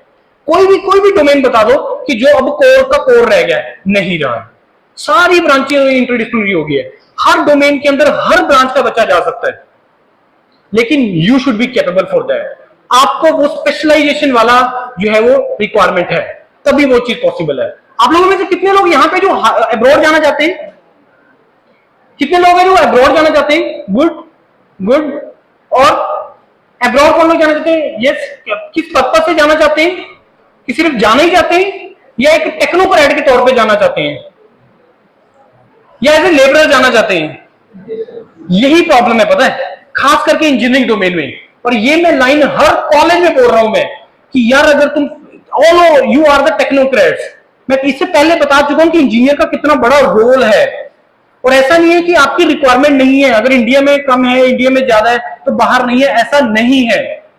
पूरे वर्ल्ड को रिक्वायरमेंट है इंजीनियरिंग डोमेन का, और स्पेशली जो डेवलप्ड कंट्रीज हैं उनमें तो टेक्नोक्रेट्स की बहुत ज्यादा रिक्वायरमेंट है। लेकिन अगेन पॉइंट वहीं पे आ जाता है कि हम किस तरीके से अब्रॉड जा रहे हैं। हम लोग पैसा खर्च के करके जाना चाहते हैं, या हम सही तरीके से, अगर पैसा भी खर्च करके जा रहे हैं, जाने भी करना भी वहां पे जाके फिर लेबर ही है, तो उसका क्या फायदा फिर? तो बीटेक में जितना पैसा लगाया वही लगा लेते बाहर जाने के लिए। तो आप मतलब मेरे कहने का मतलब कि अगर तुम अब्रॉड टारगेट कर रहे हो ना, let me give you the very simplest way, जिसमें तुम्हारा खर्चा 1 लाख 1.5 लाख से ज्यादा नहीं आने वाला है। अपने पेरेंट्स की हार्ड अर्न्ड मनी 20, 25, 30 लाख मत वेस्ट करना यार, it will be totally wastage of your money, और उनकी बहुत मेहनत की मनी होगी वो। I am going to the very easiest way to go abroad. PhD की मैं बात कर रहा हूं ना, पीएचडी क्या होती है? एक जॉब होती है। क्यों होती है जॉब? अभी मैंने बताया क्यों होती है जॉब, क्योंकि उसमें तुम्हें एक प्रोजेक्ट पे काम करना होता है, उस प्रोजेक्ट की प्रोफेसर के पास फंडिंग है, पैसा है, वहीं से वो आपको वो पैसा दे रहे हैं, राइट? पीएचडी एक तरीके का जॉब है, और ये पूरी दुनिया में है। पीएचडी पूरी दुनिया के अंदर विदाउट स्कॉलरशिप होता ही नहीं है। PhD world wide are fully funded and scholarship program. अगर आप टारगेट कर रहे हो अब्रॉड जाना, go for the PhD. BTech चल रहा है, मास्टर्स इंडिया से करो, और इंडिया से जब आप मास्टर्स कर रहे हो, 2 चीजें मेंटेन करना अच्छे तरीके से। एक तो सीजीपीए, कहां से कर रहे हो नो डाउट वो मैटर करेगा, लेकिन इतना भी मैटर नहीं करेगा कि मैंने अगर आईटी एनआईटी से ही मास्टर्स किया तभी मैं अब्रॉड जा सकता हूं मैं, ऐसा कुछ भी नहीं है। दूसरा, पहला बताया मैंने सीजीपीए, दूसरा तुम्हारा प्रोफाइल, मतलब जो तुम्हारा एमटेक का प्रोजेक्ट होगा ना, वो बहुत मैटर करेगा तुम्हारा। तीसरा चीज आ जाएगा फिर, तुम अपने आप को प्रेजेंट कैसे करते हो, स्टेटमेंट ऑफ पर्पस, प्रोफेसर को तुम मेल कैसे करते हो, तुम्हारा प्रोफाइल मैचिंग हो रहा है कि नहीं हो रहा, जिस प्रोफेसर के अंडर तुम काम करना चाहते हो। 1 लाख 1.5 लाख से ज्यादा खर्चा नहीं है। और पीएचडी इंडिया में दे रहे हैं 35,000 से लेके 80,000 रुपए पर मंथ का स्कॉलरशिप, स्टाइपेंड जिसको हम बोलते हैं पीएचडी के लिए इंडिया के अंदर। फॉरेन में दे रहे हैं तुम्हें 3,000 से लेके 4,000 यूएस डॉलर पर मंथ का स्कॉलरशिप, स्टाइपेंड। तो क्यों सोचना है यार 35-40 हजार, पीएचडी के लिए अब्रॉड चले जाओ, और पैसा कुछ नहीं लगना तुम्हारा, 1 लाख 1.5 लाख मैक्सिमम बोल रहा हूं मैं तुम्हें। और हमने ऐसे बहुत भेजे हैं। ये शुरू में एक प्लेटफॉर्म आया था ना, योरपीडिया ग्लोबल, अगर आप लोगों ने देखा था, तो योरपीडिया ग्लोबल पे ऐसी बहुत सक्सेस स्टोरीज हैं जिनको हमने भेजा है, और वो जा रहे हैं। और हम, ये वर्ड सॉरी गलत है कि भेजा है, ऐसा नहीं है। इसमें वो स्टूडेंट जो अच्छी यूनिवर्सिटी में जाना चाहते थे, बिना पैसा खर्चा करने जाना चाहते थे, वो उनके लिए है, और बहुत बच्चे सक्सेसफुल हुए हैं। और हमें प्रोसीजर क्या पता है फॉरेन जाने का, क्या पता है? आईलेट्स देना पड़ेगा, हाँ, ये बिल्कुल एंड में है। आईलेट्स तो बहुत एंड की बात है, और पीएचडी के लिए आईलेट्स, जीआरई, टॉफल सब वेव ऑफ हो जाता है, कोई रिक्वायरमेंट नहीं लिखने की, if your work is good for that professor. बड़ा सिंपल। मेरे पास प्रोजेक्ट है, मेरे को बंदे ही नहीं मिल रहे हैं यार काम करने के लिए। किसी ने मेरे को एप्लीकेशन डाला कि सर जो आपने काम किया मैंने सारा गो थ्रू किया है, सर मैंने एमटेक के दौरान भी ऐसा ही कुछ काम किया है, सर मेरे को आपके अंडर पीएचडी करनी है, क्या आप मेरे को करवाओगे? बोले यस आ जा यार, तेरे ऐसे बंदे तो चाहिए मेरे को। समझ रहे हो पॉइंट? अगेन नीड है, प्रोफेसर की भी नीड है, तुम्हारी भी नीड है।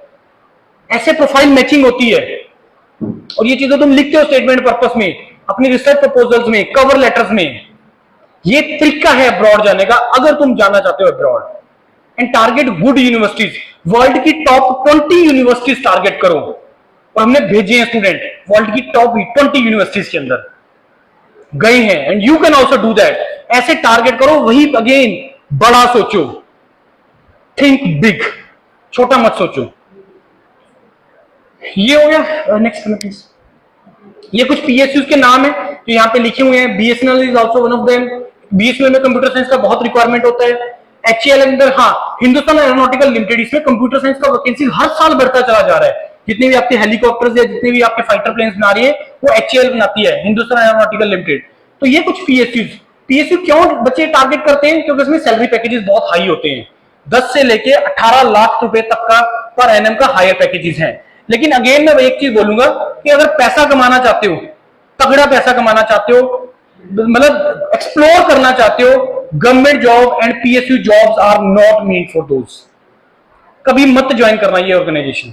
हाँ, लेके छोड़ दो दैट कि मेरा कैपेबिलिटी रिज्यूमे पे लिखोगे sir I have went through this, पूरा प्रोसेस कंप्लीट किया मैंने और मेरा फाइनल सिलेक्शन भी हुआ लेकिन मैंने ज्वाइन नहीं किया। वो चीजें तुम रिज्यूमे पे लिखते हो, यही तो ब्रांड वैल्यू तुम्हारा बढ़ाता है, यही तो तुम्हारा वैल्यू बढ़ाता है कि अच्छा मैंने एचसीएल का एग्जाम भी क्रैक किया, सर मैंने गेट में भी ये किया। यही तो तरीके हैं तुम्हारी ब्रांडिंग बढ़ाने के। सर मैं आईएसआर की इंटरव्यू तक गया। यही तो चीजें हैं जो तुम लिखते हो अपने रिज्यूमे के ऊपर, इसी से तो तुम्हारा वैल्यू बढ़ता है। उसके से इसके दिमाग में आता है कि नहीं यार ये बच्चा कैपेबल है, चलो ठीक है फाइनल सिलेक्शन नहीं हुआ एक अलग मैटर है, बट यू आर कैपेबल। ये तरीका होता है इसको करने का, राइट। नेक्स्ट प्लीज, नेक्स्ट कर दो। हाँ, हायर स्टडीज में तुम्हारे पास देखो 3 ऑप्शन होती है जिसके लिए हम शुरू से बात करते आ रहे हैं। बीटेक के इमीडिएटली बाद पहला ऑप्शन एमटेक के बारे में शायद हर किसी को पता है। 2 साल का प्रोग्राम होता है, 12,400 रुपए पर मंथ का स्कॉलरशिप होता है। एक दूसरा प्रोग्राम होता है एमएस का, मैं इंडिया की बात कर रहा हूँ कि किसी आईटीज के अंदर, और ये आईटीज नहीं है, मैं जितना भी चीजें बता रहा हूं ना, it is limited to the those colleges जहां पे तुम्हें करियर का प्लेसमेंट का ऑप्शन बनता है। आईटीज, एनआईटीज, ट्रिपल आईटीज आपके लिए बहुत बड़ी एक ऑप्शन है। ट्रिपल आईटीज में एंटर करना और भी ज्यादा आसान है। और पैकेजेस देखो, उठाओ कॉलेज, इनके वेबसाइट खोलो, देखो, लिखो, देखो तो पढ़ो तो यार पैकेजेस कितने जा रहे हैं वहां पे। तुम क्यों नहीं करना चाह रहे हो यार? लगाओ ना फोटो बाहर अपने कॉलेज के, ये किया है मेरा पैकेज। इस तरीके से सोचना स्टार्ट करो, उससे कोई कॉलेज का नुकसान नहीं है, बिलीव मी। उसके बाद डायरेक्ट पीएचडी, बीटेक के इमीडिएटली बाद you can go for the direct PhD program. Direct PhD में भी अगेन रिसर्च है। स्कॉलरशिप यहाँ पे 35,000 से लेके 80,000 रुपीज पर मंथ का है। लेकिन अगेन मैं आपको बोलूंगा, if you are planning for the PhD, go abroad, सीधा बाहर चले जाओ, कोई खर्चा नहीं होगा तुम्हारा। अच्छा, अब्रॉड रीजन क्यों मैं बोल रहा हूं अब्रॉड? मैंने बोला मास्टर्स आईआईटी से करो, मैंने रीजन बोला था तुम वहां पे जाके अपने आप को एक्सपोजर मिलेगा तुम्हें पूरे इंडिया के बच्चों का। जब तुम यूएसए से, कनाडा से, या इधर जर्मनी से, नॉर्वे से, स्कॉटलैंड से, इंडिया वर्ल्ड की टॉप यूनिवर्सिटीज में जाके जब तुम पढ़ोगे, वहां पे किस टाइप का बच्चा होगा? पंजाब का होगा? पूरे वर्ल्ड का होगा वहां पे, चाइना का भी होगा, जापान का भी होगा। तुम जब उनसे बातें करोगे ना, तुम्हें ये पता लगेगा कि किस तरीके से वो सोचते हैं, जिससे तुम्हारा ब्रांडिंग भी होता है, जिससे तुम्हें एक्सपोजर भी मिलता है। क्या अच्छा इस तरीके से ये चाइनीज सोचते हैं, मतलब फिर वो बात हो हट जाती है कि पंजाब हरियाणा वाले, बात ही हट गई कि चाइनीज का सोचने का तरीका ये है, जापानीज का सोचने का तरीका ये है। वो चीज की मैं बात कर रहा हूं, जो मैं एक्सपोजर की बात करता हूं, मैं लर्निंग की बात करता हूं मैं। और ये चीज जब तुम इंडिया में जाओगे, आईआईटीज में जाओगे, तो तुम्हें दिखेगा अच्छा साउथ इंडियन बच्चा इस तरीके से सोचता है, बंगाली इस तरीके से सोचता है, राजस्थान का बच्चा इस तरीके से सोचता है, पंजाबी तो कुछ सोचता ही नहीं है। पंजाबी तो बस एक ही चीज सोचता है कि बाहर जाना, कैसे किसी भी तरीके से जाना है, ये सोचता है ना। और ये चीज होती भी है, जो मतलब अगर यहाँ का बच्चा, मैं बता रहा हूँ, पंजाब वाले मोड में आ जाएगा, लेकिन अगर किसी और का स्टेट का बच्चा पंजाब में आएगा, वो अब्रॉड के बारे में सोचने लग जाएगा, क्योंकि इकोसिस्टम वैसा है ना। बड़ा इसमें नुकसान किसी का नहीं है, गलती किसी की नहीं है, जब इकोसिस्टम ही उसी तरीके से अलाउ कर रहा है, वो है ही इसी तरीके के सिस्टम, आप कुछ कर ही नहीं सकते उसके अंदर। लेकिन चेंज तुम ला सकते हो यार, चेंज ला सकते हो, और बहुत ईजी है। जितना मैं गट फीलिंग से प्राउडली मैं चीजें बोल रहा हूँ, उससे कहीं ज्यादा ईजी है ये चीजें करना, क्योंकि सीटें खाली रह रही हैं यार, खाली पड़ी है सीटें डोमेन में। Data science, machine learning, AI का पेपर स्टार्ट हुआ है, तो इट मींस कि ये पूरी दुनिया का रिक्वायरमेंट है। पहले उसमें अलाउ नहीं करते थे कुछ ब्रांचेस वाले, या जो नॉन सीएससी बैकग्राउंड के स्टूडेंट होते थे, उनको प्रॉब्लम आता था जब मास्टर्स में जाते थे, वहां पे उनको महीना 2 महीना वो कोडिंग लैंग्वेजेस सीखनी पड़ती थी। तो उन्होंने ये पेपर स्टार्ट क्यों किया है? इसलिए स्टार्ट किया है specially for non CS student, कि अगर तुम भाई इस डोमेन में आना ही चाहते हो तो कुछ उससे रिलेटेड पढ़ के आओ, थोड़ा बहुत उससे रिलेटेड सीख के आओ, सो दैट कि तुम्हें वहां पे जाके दिक्कत ना हो। समझ रहे मेरे point? That was the reason that why this data science machine learning and AI this domain started. ये इसके पीछे रीजन है। तो ये हमने हायर स्टडीज की बात करी। Next please. अच्छा, बहुत यहां पे कोई ऐसा है जो कैट का एग्जाम देना चाहते हैं? कैट के लिए आईएम जाना चाहते हो? Indian Institute of Management through again a single exam that is the GATE exam. Job का ऑप्शन भी इसी के थ्रू मिल रहा है, टेक्निकल हायर स्टडीज का ऑप्शन भी इसी के थ्रू मिल रहा है, अब्रॉड का ऑप्शन भी इसी के थ्रू मिल रहा है, वो भी मैं बता रहा हूं क्या ऑप्शन है। फिर उसके बाद मैनेजमेंट डोमेन, हर आईआईटी के अंदर, हर एनआईटी के अंदर मैनेजमेंट कोर्सेज हैं और प्लेसमेंट पैकेजेस दी बेस्ट। अभी तो एक इंस्टीट्यूट होता था निटी बॉम्बे, सुना किसी ने नाम निटी बॉम्बे का? किसी ने निटी बॉम्बे का नाम सुने? ऑल्दो कि अभी वो आईएम में कन्वर्ट हो गया, आईएम बॉम्बे हो गया, अब तो वो नहीं रहा। वहां पे जो एवरेज पैकेज था वो 25 से 30 लाख का एवरेज पैकेज था। एवरेज पैकेज मैक्सिमम जाता था 55-60 लाख तक। और मैं बोल रहा हूं कि पैसा भी कोई मैटर नहीं करता है। मैंने 3 चीजें बोली आपको हायर स्टडीज में, उसमें मैंने पैसे की बात कही है कहीं पे भी नहीं। मैंने क्या बोला? ब्रांडिंग। मैंने क्या बोला? एक्सपोजर जो तीसरा तुम्हें मिलेगा। तीसरा मैंने आपको बोला स्पेशलाइजेशन। इट मींस कि ये वो चीजें हैं जिसके बेस पे तुम पैसा कमा सकते हो तगड़ा। मैंने पैसा कोई कहीं पे यूज नहीं किया, मैंने हाई सैलरी पैकेजेस कहीं पे यूज नहीं किए वर्ड कि हायर स्टडीज तुम्हें क्यों करनी चाहिए, तुम्हें आईआईटी क्यों जाना चाहिए, तुम्हें एनआईटी अब्रॉड क्यों जाना चाहिए। पैसे की तो मैंने बात ही नहीं की है। वो तो एक ऐसी चीज है, अगर तुम कैपेबल हो, तुम्हारे पास ये चीजें हैं, तुम्हारा रिज्यूमे स्ट्रांग है, वो ऑटोमेटिकली तुम्हें मिल जाना है। ऑटोमेटिकली तुम्हें मिल जाना है, उसका कोई वरी करने का रिक्वायरमेंट नहीं है। लेकिन आपको 2, 4, 5 साल देने पड़ेंगे। एक और चीज मैं बताता हूं, जो एक बच्चा गलती करता है अपनी लाइफ के अंदर, स्पेशली बीटेक स्टूडेंट। आप लोग अपने कंपैरिजन करने लग जाते हो। आप लोग बीटेक जो फाइनल ईयर हुए पास आउट हो जाएंगे, कुछ का प्लेसमेंट हो जाएगा, कुछ का नहीं होगा, कुछ मान लो सपोज अब्रॉड के लिए चले गए, या कुछ for example higher studies. BTech के इमीडिएट बाद जब आप कंपैरिजन करते हो ना अपना, that is a worst phase of your life. सबसे वर्स्ट फेज होगा कि अगर आप वो चीज करोगे, क्योंकि अगर आप वो चीज करोगे ना, अगेन आप रैट रेस में चले जाओगे कि अच्छा उसका तो प्लेसमेंट हो गया, मैं भी बाहर ढूंढता हूं कोई ना कोई कंपनी, मेरे को मिल जाएगा कुछ। वो चीज सबसे गलती है।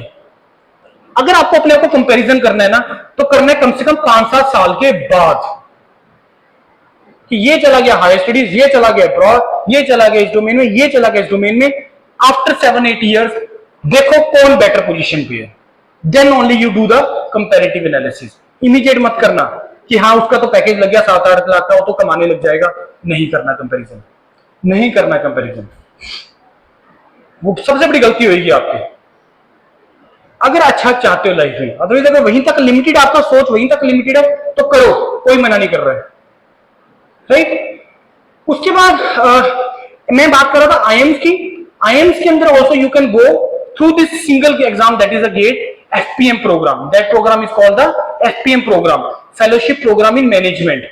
इसमें भी आपको 25,000 से लेके 35,000 रुपए पर मंथ का स्कॉलरशिप मिलता है, because again this is also a research program. ये भी रिसर्च प्रोग्राम है। अभी तक डाटा साइंस से रिलेटेड कौन कहां पे काम चलता था? आईएम्स के अंदर चलता था कि डाटा होता था, उसको मैनेज कैसे करना है, कैसे उसको यूज करना है। अब उसके नेक्स्ट लेवल की चीजें आ गई हैं, एआई आ गया। अब तो बीटेक एआई में स्टार्ट हो गया कि हटाओ कंप्यूटर साइंस को, एआई की बात करते हैं सीधी। ऐसा है नहीं है, बहुत कॉलेजेस ने स्टार्ट कर दिया है। डाटा साइंस के ऊपर तो बीटेक काफी देर से स्टार्ट हो गया था, डेडिकेटेड एआई के लिए भी स्टार्ट हो गया। थोड़ा सा कंप्यूटर साइंस और एआई, क्योंकि हल्का सा कंप्यूटर साइंस उसके अंदर चाहिए, राइट। उसके बाद फॉरेन यूनिवर्सिटीज, बहुत यूनिवर्सिटीज ऐसी है, बहुत तो नहीं 5 हैं, कि जो अब्रॉड के लिए आपको गेट के थ्रू रिक्रूटमेंट करती है, एमएस प्रोग्राम के लिए, मास्टर्स प्रोग्राम के लिए, पीएचडी प्रोग्राम के लिए। वो 5 यूनिवर्सिटीज हैं। किसी को पता है किसी एक यूनिवर्सिटी का नाम कि जो गेट के थ्रू लेते हैं? National University of Singapore, Nanyang technical university Singapore, Cranfield UK, और आपका आ गया आरडब्ल्यूटीएच, और आपका आ गया टेक्निकल यूनिवर्सिटी ऑफ म्यूनिक। ये 5 यूनिवर्सिटीज हैं जिसमें अगेन आप थ्रू सिंगल गेट एग्जाम के थ्रू आप जा सकते हो। अब्रॉड जाने का मैंने आपको तरीका बता दिया, बहुत इजी है। मास्टर्स प्रोग्राम के लिए भी आप जा सकते हो बाहर, कोई मना नहीं कर रहा है, लेकिन अगेन उसमें थोड़ा सा एक्सपेंसिव होते हैं। क्यों होते हैं? क्योंकि उसमें पीरियड कम होता है, 2 साल का टाइम है ना, और उसमें प्रोजेक्ट इतनी देर लंबे काम कर नहीं पाओगे, प्रोफेसर को कोई आउटपुट मिलेगा नहीं, तो आपको फंडिंग भी नहीं दे सकता है। बड़ा सिंपल सा रीजन है कि मास्टर्स में स्कॉलरशिप क्यों कम होती है। बाकी जो जाना चाहते हो जरूर जाना चाहिए, क्योंकि ब्रांडिंग वाला अगेन मैंने वही बात की, एक्सपोजर की मैंने आपको वही बात की, स्पेशलाइजेशन की मैंने भी बात की, और इंटरनेशनल एक्सपोजर आपको मिलेगा। तो अगर कोई मास्टर या पीएचडी प्रोग्राम के लिए जाना चाहते हो बिल्कुल जाओ, लेकिन टारगेट करना अच्छी university, go as a technocrat, don't go as a liberal, उस तरीके से मत जाना। बड़ा मैं सिंपल सी चीज बता रहा हूं आपको। Next please. अब कुछ क्वेश्चंस हैं। Should I write 2 GATE exams? आगे करो। Benefits of writing GATE in the third year, why higher studies? Higher studies क्यों करनी है वो तो मेरे को लग रहा है मैंने सारा कंप्लीट कर दिया है। थर्ड ईयर में गेट एग्जाम देने का बेनिफिट क्या है? देखो पहली चीज मैं बताता हूं कि थर्ड ईयर 2 गेट पेपर आप दे सकते हो और थर्ड ईयर ऑनवर्ड दे सकते हो। अगर थर्ड ईयर में देना तो एक ही पेपर देना और सेकंड पेपर देना। सेकंड पेपर मतलब अपने कोर कंप्यूटर साइंस में मत दो, अपनी सिविल में कोर में मत दो। सेकंड पेपर का ऑप्शन होता है, मैं आपको वो दिखा दूं। ऑप्शन विजिबल है? नहीं है ना?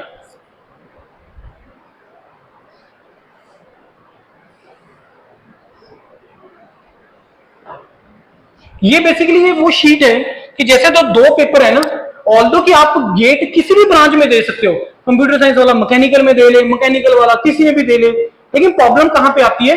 जब आप अप्लाई करना स्टार्ट करते हैं एलिजिबिलिटी के अंदर, क्योंकि वहां पे वो क्लियरली लिखता है कि बीटेक आपका इस ब्रांच में है और गेट आपका इस ब्रांच में है, तो आप इन डोमेन्स के लिए एलिजिबल हो। प्रॉब्लम पड़ती है एलिजिबिलिटी में। तो जब 2 गेट पेपर की हम बात कर रहे हैं ना, तो यहां पे वो लिखा हुआ है कि जब तुम गेट पेपर फर्स्ट ये सिलेक्ट करोगे तो सेकंड तुम कौन कौन सा दे सकते हो। ये वो शीट थी बेसिकली, राइट। अब जो लोग भी थर्ड ईयर में है, थर्ड ईयर में कौन कौन है यहाँ पे? आप लोग सेकंड गेट पेपर से 2 पेपर डेटा साइंस और एआईसी, और लास्ट डेट गेट का अप्लाई करने के लिए 29 है विदाउट लेट फीस। ये 29 तारीख है। आज कितनी है? 25th, 5th है 6th है? हाँ 25th है ना। तो 29 तारीख लास्ट डेट है विदाउट दिस लेट फीस, तो आप अप्लाई कर सकते हो। और जो भी थर्ड ईयर में गेट का पेपर दो सेकंड पेपर के साथ दो। सेकंड पेपर मतलब डाटा साइंस और एआईसी पेपर दो। और इस गेट पेपर को आप नेक्स्ट ईयर मतलब आप इमीडिएट यूज नहीं कर पाओगे। जैसे फरवरी में आप गेट का पेपर दोगे, गेट का पेपर हर साल फरवरी के अंदर होता है, पहले 2 वीकेंड फिक्स होते हैं गेट एग्जाम के लिए, ठीक है जी। अब जब फरवरी में पेपर देंगे 6 सेमेस्टर वाले, तो आप उसको मार्च अप्रैल में यूज नहीं कर सकते, आप उसको नेक्स्ट ईयर यूज कर पाओगे, पहला चीज। दूसरा चीज ये है कि अगर आपको पीएसयूज के लिए अप्लाई करना होता है तो वो इमीडिएट ईयर वाला गेट स्कोर मांगता है, ठीक है जी। नेक्स्ट, अगर सेकंड पेपर जैसे मैंने बोला कंप्यूटर साइंस से है तो आप डाटा साइंस यही से दो, बाकी आपकी मर्जी। अगर आपको उस डोमेन में नहीं जाना है, कंप्यूटर साइंस का ऑप्शन भी ओपन करना है, क्योंकि जब आप डाटा साइंस यही से पेपर दोगे ना तो आप कंप्यूटर साइंस एमटेक के लिए एलिजिबल नहीं होंगे, आप only data science machine learning यही के लिए एलिजिबल होंगे। इतनी चीज तो समझ है ना, ये तो बड़ी कॉमन सेंस की चीज है कि अगर पेपर आप गेट का मशीन लर्निंग डाटा साइंस यही से दे रहे हो तो आप कंप्यूटर साइंस के लिए एमटेक के लिए एलिजिबल नहीं होंगे, आप only data science machine learning और यही डोमेन के लिए एलिजिबल होंगे, ठीक है जी। सिविल के जो लोग हैं वो एनवायरमेंट से पेपर दे सकते हैं, इलेक्ट्रिकल के जो लोग हैं वो डाटा साइंस से भी पेपर दे सकते हैं, वो इंस्ट्रूमेंटेशन से भी पेपर दे सकते हैं, वो इलेक्ट्रॉनिक्स से भी पेपर दे सकते हैं, इन सभी से पेपर दे सकते हैं। रीजन में क्यों बोल रहा हूं सेकंड पेपर? क्योंकि इसका सिलेबस कम रहेगा, क्योंकि कॉलेज के साथ साथ मैनेज करना है। ऑल्दो एक और चीज मैं बहुत गट फीलिंग के साथ बोल रहा हूं, कॉलेज कोई हेक्टिक नहीं होता है, एक रात पहले ही पढ़ के देते हो हर कोई पेपर, ये हर किसी को रियलिटी पता है। अच्छी अब करना क्या आप लोगों ने? टाइम यूटिलाइज करना है। सबसे इंपॉर्टेंट चीज क्या है इन चीजों के लिए कि टाइम को यूटिलाइज तुम कैसे करते हो। ये जो टाइम तुम्हारा चल रहा है ये वो फेज चल रहा है कि तुम उस मोमेंटम में हो, उस फ्लो में हो। इस फ्लो के साथ साथ अगर तुम तैयारी करके साथ ही साथ अगर आईआईटी पहुंच गए, वही चीज है जो तुम्हें वैल्यू देगा। तो मोमेंटम तुम्हारा बना हुआ है, पढ़ाई वाले मोड में हो, करना कुछ नहीं है, एक टाइम स्लॉट फिक्स कर लो, चाहे वो सुबह का रख लो चाहे शाम का रख लो, जिसमें भी आप कंफर्टेबल हैं कि ये वही 3 घंटे मेरे को सिर्फ अपने इस चीज की तैयारी के लिए देने हैं, और 3 घंटे वो पूरे डेडिकेटेडली फॉलो करो डेली बेस पे विदाउट एनी ब्रेक। बड़ा सिंपल सा स्ट्रेटेजी में तुम्हें लेके जा रहा हूं कि तैयारी गेट की तैयारी करने का तरीका क्या है। गेट की तैयारी या कोई भी एग्जाम है वो रिचुअल मांगती है। रिचुअल का मतलब क्या है कि अगर मैंने डिसाइड कर लिया कि डेली सुबह अपने भगवान को माथा टेकना, तो माथा टेकना ही। अगर मैंने डेली 3 घंटे पढ़ना है, ये रहे मेरा टाइम स्लॉट 5 से 8 या रात का 8 से 11, बाकी सारी चीजें उसके अलावा आप मैनेज कर सकते हो। It's all about time management, time manage करने वाली बात है। जो भी first year second year third year में है, जो पेपर तुम्हारा कॉलेज के अंदर चल रहा है उसी के प्रीवियस ईयर लगाने स्टार्ट कर दो। उससे सिंपल आसान कोई तरीका नहीं है, बहुत आसान तरीका है। जो फाइनल ईयर में है डेफिनेटली यस कि आपको थोड़ा मेहनत करना पड़ेगा, लेकिन अगेन वो चीजों को प्रायोरिटाइज करने वाली बात है। पता है मेरे को फरवरी में एग्जाम है, फाइनल ईयर में हूं यार, मेरा बीटेक कंप्लीट हो जाना है, मेरे पास कोई और ऑप्शन नहीं है, तो मेरे को इसको देने प्रायोरिटी डिसाइड करो। उस 3 घंटे को 5 घंटे पे ले आओ, सैटरडे संडे को 7-8 घंटे ले आओ। यही एक तरीका करने का, इससे और आसान स्ट्रेटेजी कोई नहीं है गेट के एग्जाम को क्लियर करने का। मैं तो इससे पहले आपको बोल ही चुका हूं कि प्रीवियस ईयर क्वेश्चंस को ढंग से लगा लोगे, that will be more than sufficient. बाकी प्रिपरेशन करना चाहते हो वो सारी ऑप्शंस ओपन है, वो कर सकते हो। तो थर्ड ईयर में जो देना चाहते हैं या फाइनल ईयर में भी अगर आपको लगता है कि मेरे को कॉन्फिडेंस नहीं है मैं सारे सब्जेक्ट पढ़ सकता हूं, तो सेकंड पेपर से गेट का पेपर दे दो, डाटा साइंस मशीन लर्निंग यही पेपर दे दो या अपनी सेकंड एग्जाम से दे लो, उसके थ्रू ऑप्शंस ओपन होगा। बाकी ये कि अगर आपको लगता है कि मेरे को सिर्फ अपनी सर पीएसयू में जाना है, जॉब की तरफ देखना है गेट के थ्रू, तो आपको अपनी कोर ब्रांच में ही पेपर देना पड़ेगा जिसमें आपका बीटेक है। ये बड़ी सिंपल सी चीज है, राइट। उसके बाद थर्ड ईयर में मैंने आपको बता दिया कि देना चाहिए फर्स्ट एक ही पेपर दो, थर्ड ईयर में भी दो, फाइनल ईयर में दो। अब क्वेश्चन यहाँ पे ये राइज होता है कि सर मेरे को इतने पेपर देने क्यों हैं?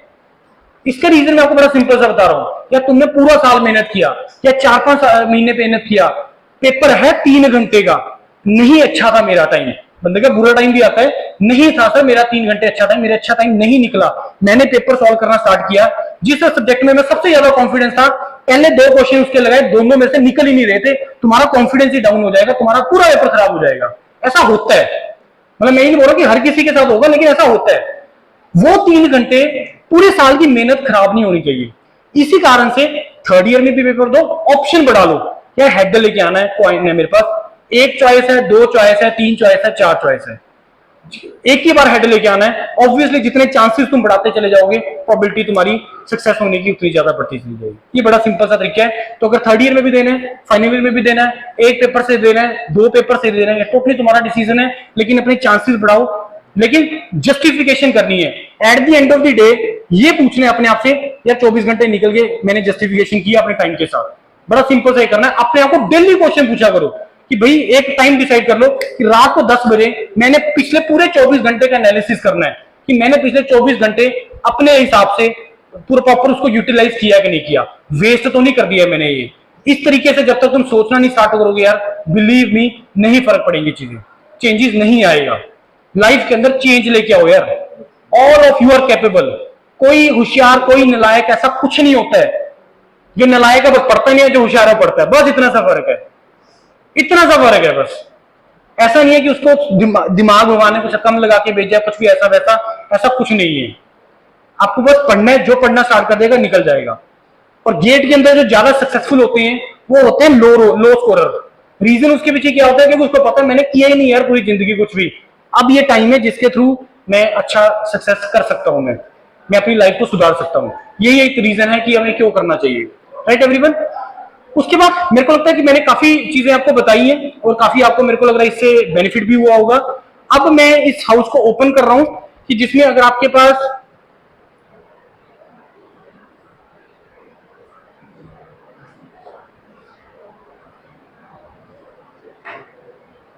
कोई डाउट आपको किसी तरीके का, तो मेरे से आप डाउट ले लो, कोई भी किसी तरीके का, उल्टा सीधा छोटा मोटा कोई भी क्वेरी है आप मेरे से पूछ सकते हैं। ये बेसिकली क्यूआर कोड है, ये हमारे यूट्यूब चैनल का। अच्छा, जो आप लोगों से मेरे को लग रहा है हमने जो डिटेल्स दी है ना, आपका फोन नंबर वगैरह, उसका पर्पस है, उनका पर्पस ये है, मैं पंजाब के जितने भी कॉलेजेस हुए उनका हम व्हाट्सएप ग्रुप बना रहे हैं, क्योंकि मेरे को पता है जो मैं ये चीजें बोली है ना, ये 2-4 दिन तक ही रहेगी। ऑल्दो कि इसका रिकॉर्डिंग हुआ है, ये यूट्यूब के हमारे इंजीनियर्स करियर पॉइंट के जो हमारा ऑफलाइन प्लेटफॉर्म है वहां पे डल जाएगा ये। इसको रिकॉर्डिंग को अगर आप बाहर देखना चाहते हो तो देख सकते हो। जितने भी हम लोग सेशंस कर रहे हैं सब यूट्यूब के ऊपर अवेलेबल है, जिस भी कॉलेज में हम लोग जा रहे हैं, राइट। उसके बाद जो मैंने आपको बताया कि ये इसका वीडियो इंजीनियर्स करियर पॉइंट पे आएगा, ये हमारा यूट्यूब चैनल का लिंक है योरपीडिया का, इसको फॉलो करो और बिलीव मी आपको डेफिनेटली चेंजेस आएंगे। और जो मैं कॉन्टेक्ट नंबर बता रहा था आपको, उसका पर्पस है कि आपको सभी को मैं व्हाट्सएप ग्रुप में ऐड करूंगा, जिसमें पंजाब के सारे पंजाब के बच्चे हैं, उनमें वहां पे हम लोग रेगुलर फीड देते रहते हैं कि ये अपॉर्चुनिटी निकला, ये निकला, ये निकला, सो दैट कि तुम टच में रहो। चाहते हो ऐसी अपॉर्चुनिटीज या नहीं चाहते हो? बहुत अपॉर्चुनिटीज है यार, बहुत, मतलब ये चिल्लाना बंद कर दो सीरियसली कि सर जॉब नहीं है मार्केट में, बहुत जॉब्स हैं, बहुत जॉब्स हैं, but we are not capable for that. This is a fact, this is a fact. आपको इसको एक्सेप्ट करना पड़ेगा कि हम लोग रेडी नहीं है। अपने आप से क्वेश्चन पूछो आंखें बंद करके कि मैं रेडी हूं, नहीं आएगा आंसर, समझ रहे नहीं हमें? तो अपने आप को प्रिपेयर करो, अपने आप को कैपेबल बनाओ, कैपेबिलिटी अपनी इंक्रीज करो और करना स्टार्ट कर दो। कहते हैं कि जब जागो तब सवेरा। इसमें कोई ऐसा नहीं है कि कब से स्टार्ट करें, मैं सर अभी फर्स्ट ईयर में हूं, सेकंड ईयर में हूं, स्टार्ट कर दो, बस स्टार्ट कर दो इसको, right. Any doubt, any query, any one of you है, कोई भी किसी तरीके के डाउट है, इसको नेक्स्ट पेज करना। Next, we are based in Chandigarh, हम लोग चंडीगढ़ बेस्ड हैं। तो किसी को वहां पे अगर हमें पर्सनली मिलना है मिल सकते हैं। जितने भी प्लेटफॉर्म्स हैं हमारे, ईसीपी है चाहे योरपीडिया है, उस पर आपको सभी पे मेरा ही कॉन्टैक्ट नंबर मिलेगा। माय नेम इज गुरविंदर, और ये कॉन्टैक्ट नंबर भी मेरा ही है जो फर्स्ट वाला है, तो मेरे को आप डायरेक्टली कॉन्टैक्ट भी कर सकते हैं, कोई भी किसी तरीके का डाउट है, राइट। बाकी उन ग्रुप्स के अंदर 4-5 लोग हैं हम लोग जो उसमें गाइडेंस दे रहे हैं। मैं हूं, डॉक्टर विजेंद्र हैं, डॉक्टर विजेंद्र जो हमारे चीफ मेंटर हैं, he is x DRDO scientist also. और उसके बाद राहुल हैं जो फॉरेन के रिलेटेड हैं, आपको सारा रेगुलर फीड है, लेकिन उसमें बस एक चीज रखना, पेशेंस रखनी है उसके अंदर, पेशेंस रख के बैठना, समझ में। पेशेंस का मतलब, क्योंकि जब जब जैसे जैसे अपॉर्चुनिटी आएगी तभी कोई बता पाएगा, राइट। इस तरीके से रहेगा ये। बाकी अभी कोई आपको डाउट है किसी भी तरीके का, ये सारी चीजें सुन के जो भी आपको डाउट आया कुछ भी, वो मेरे से आप पूछ सकते हैं। पहला ही मुश्किल से उठेगा, उसके बाद तो उठना स्टार्ट हो जाएंगे। Who is the first brave जो क्वेश्चन पूछेगा?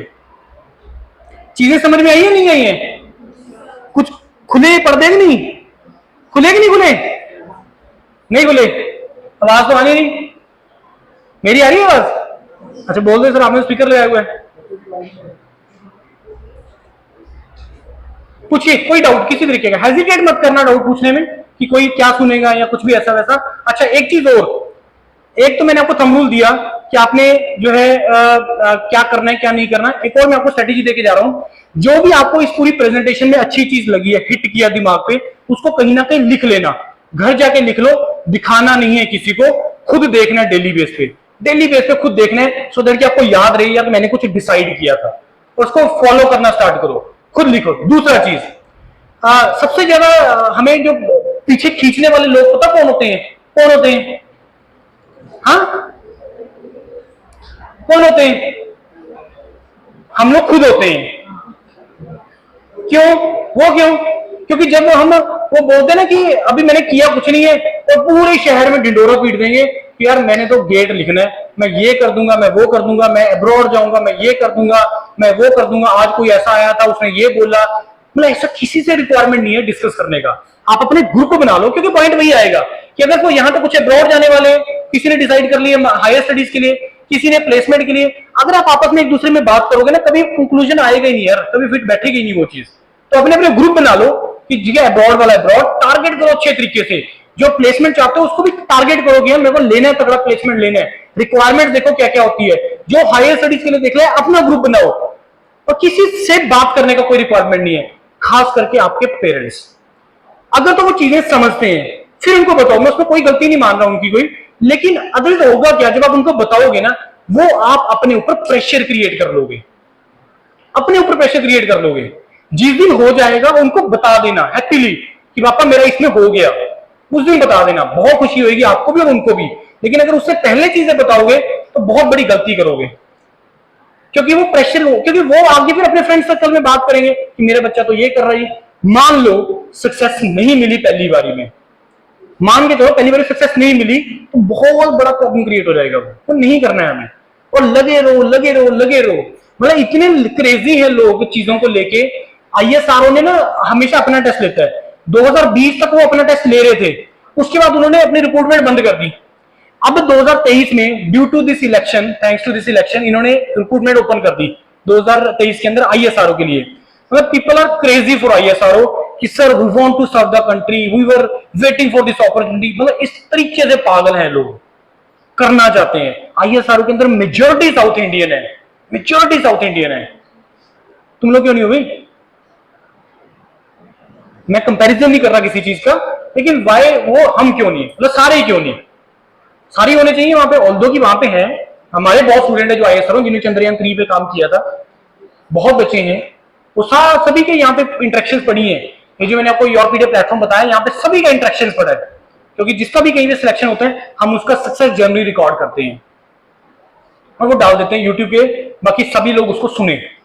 Inspiration for all. Yes, any other query? Sorry, the first query पूछोगे? नहीं, कोई ब्रेक नहीं है? चलो कोई बात नहीं, हेजिटेशन होती है। इसके बाद भी मैं यहीं पे हूं, तो अगर आपको कोई इंडिविजुअली को क्वेश्चन पूछना चाहता है तो पूछ सकते हो, कोई इश्यू वाली बात नहीं है, राइट? Any other query? चलो ओके यार, thank you very much, thanks for listening this very patiently. बहुत अच्छे मेरे को क्राउड लगा आपका, बहुत अच्छे से सुना आप लोगों ने, शुरू में थी थोड़ी 5-10 मिनट में जब आपका डिस्टर्बेंस था, पता नहीं वो क्या रीजन था। चलो मोमेंटम बनने में टाइम लगता है ना। चलो ओके यार, thank you and all the best.